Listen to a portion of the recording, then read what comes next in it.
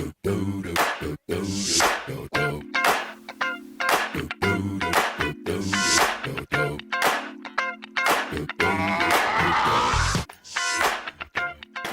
skill have you had to intentionally grow as a designer? First is listening, because usually when, as a visual designer, actually 100% of the time, most of the work that I'm actually designing is supposed to communicate to an audience. And the skill of listening is that I have to understand what this audience resonates with. I have to listen in on different things that I have to take note of in case I want to make my communication really clear. I have to listen in on, let's say, in case I'm receiving feedback, and how to make this visual stand out. The second skill that I've also learned to grow intentionally is the skill of exploration. Exploring different tools, exploring different approaches. Tools, I mean, if you're even looking at me as a designer, I think you guys have looked at my PC. I have like so many software that are usually like there on my taskbar.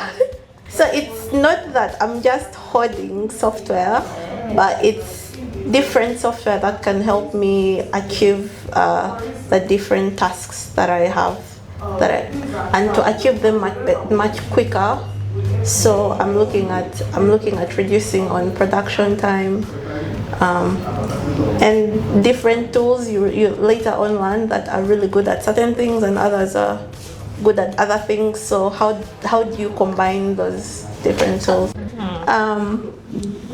Who do you think, or what has influenced your growth as a designer so far? So the moment I started designing for other people, not for me, that's when I realized, design has power. Because whenever you're designing for yourself, it's like, I like this is how I want it to be.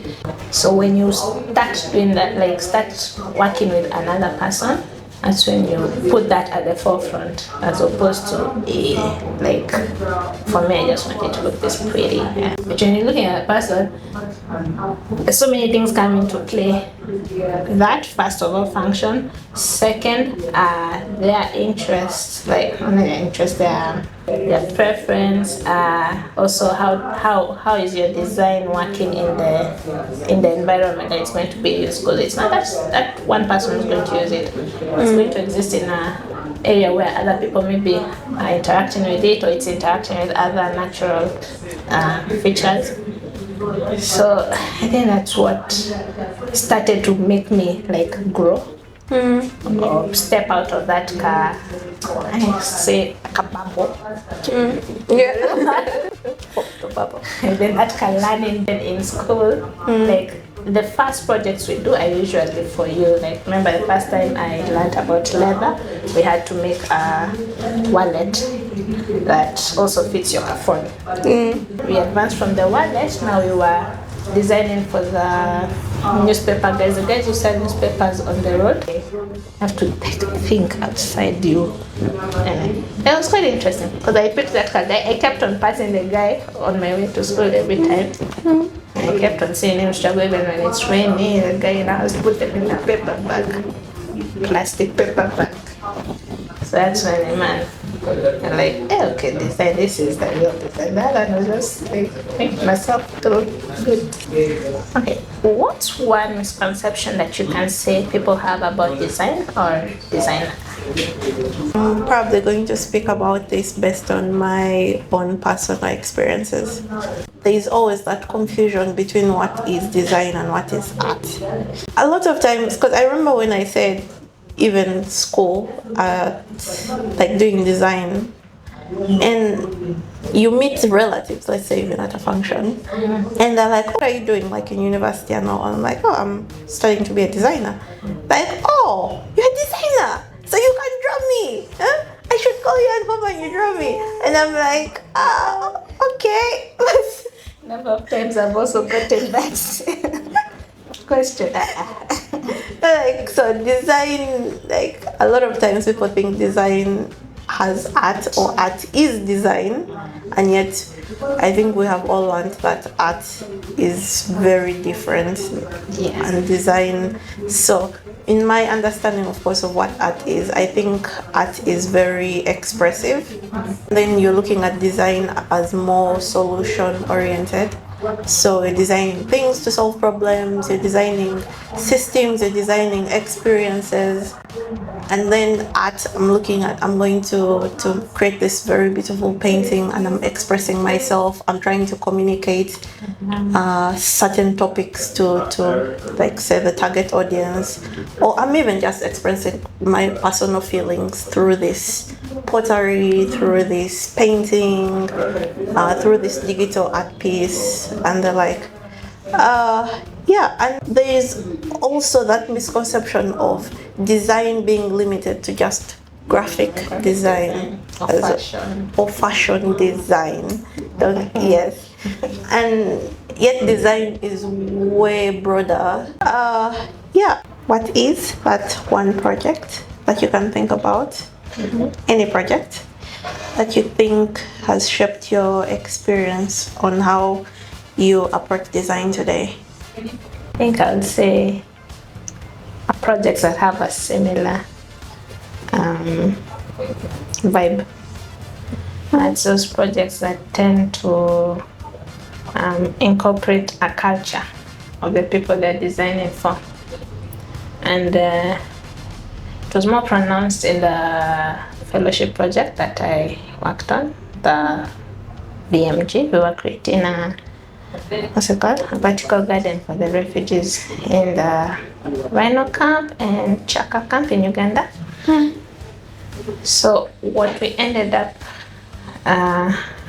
producing was a version of a was it two-tier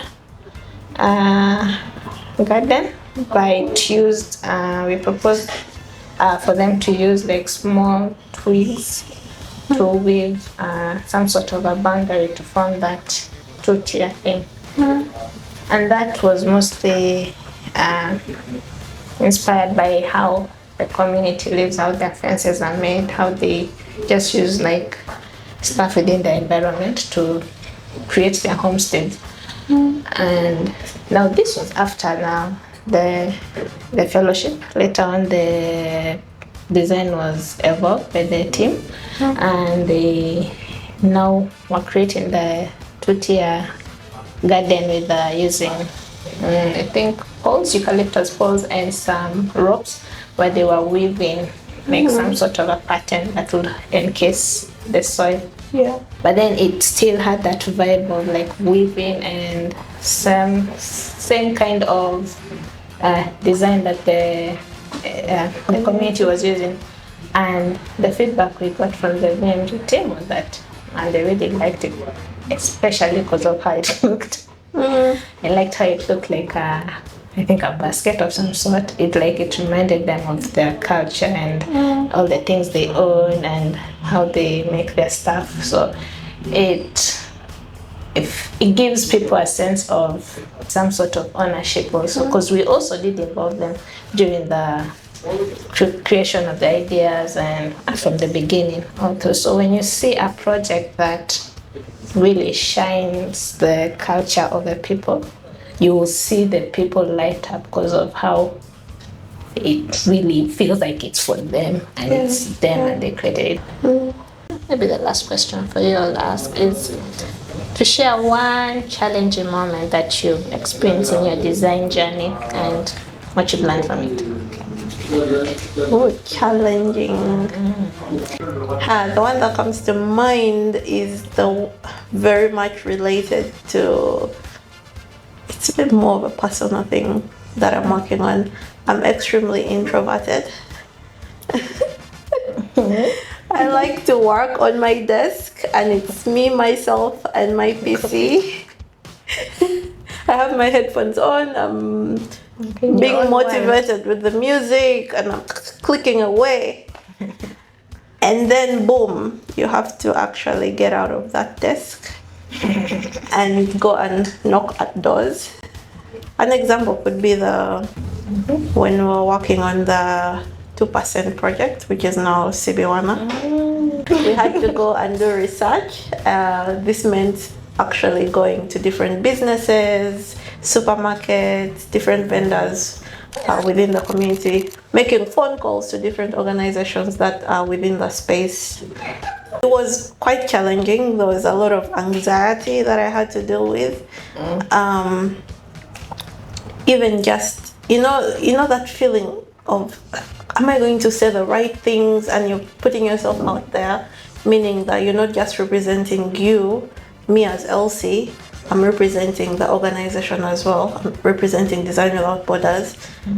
And you sort of have to introduce yourself in that capacity.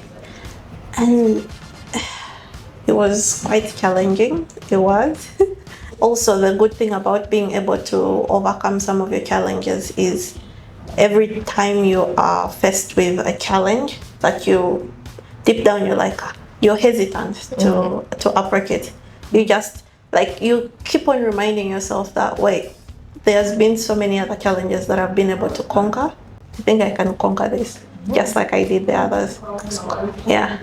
Do you remember any moment where you realized design could actually change people's lives? Any moment. Yeah, using design as a superpower. A moment in school, also classmates was working on fashion for the visually impaired. So her clothes, it's not only for the visually impaired, but it could be worn by anyone, but it had features that are specifically for the guys who can see, that are able to experience a garment the same way a person who sees can experience them. So we ended up partnering on a project where we were creating cards, like let's say birthday cards, success cards, and such stuff, but incorporating this kind of features, tactiles and braille messages.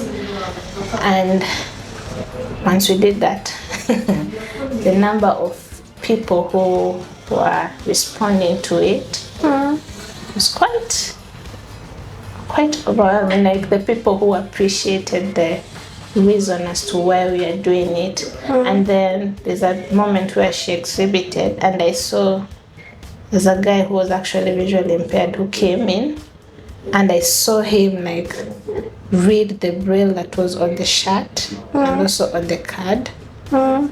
And you see him you can see him very filled with joy, of how man, I can actually feel this garment, I can actually read what's written. I think that's when I started realizing that, man, design has a power that I don't know if we all know about. Don't believe me, just watch.